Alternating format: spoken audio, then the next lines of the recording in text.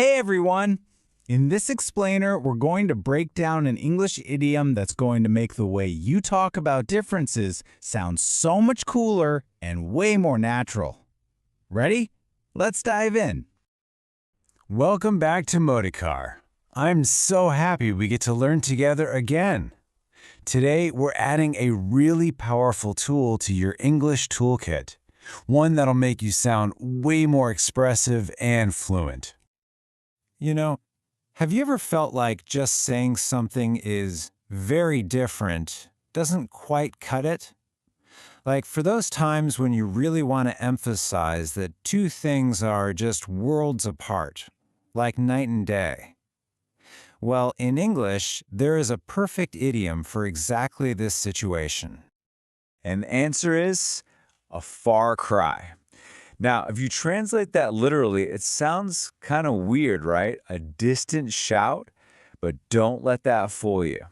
Behind this unique phrase is a really powerful meaning. So let's break it down.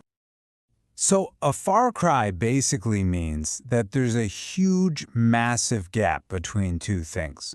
We're not talking about a tiny little difference here. No, this is for a really striking, obvious contrast. It's a much more elegant and powerful way to say very different. And what's so great about this idiom is just how flexible it is. You can use it to highlight major differences in quality, in condition, or even in a situation. Think about comparing a great product to a terrible one, or sunny weather to a huge storm, or even a loud party to a quiet library. Pretty cool, huh?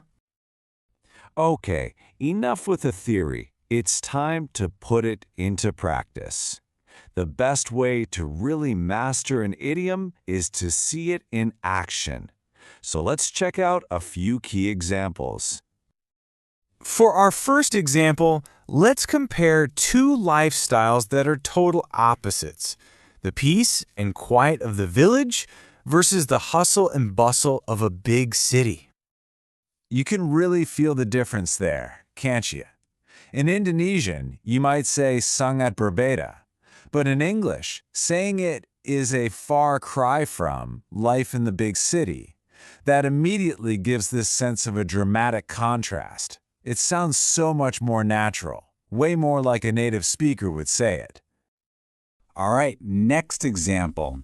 This is something I think we've all experienced. Expectation versus reality, especially when it comes to those mouth-watering food ads.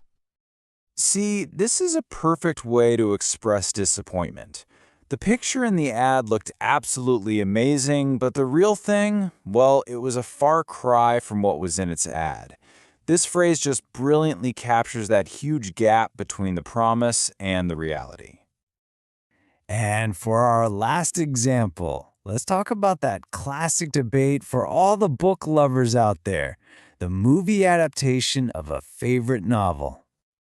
So, if the movie cuts out major plot points or totally changes the characters you love, you can just say, the movie is a far cry from the original book.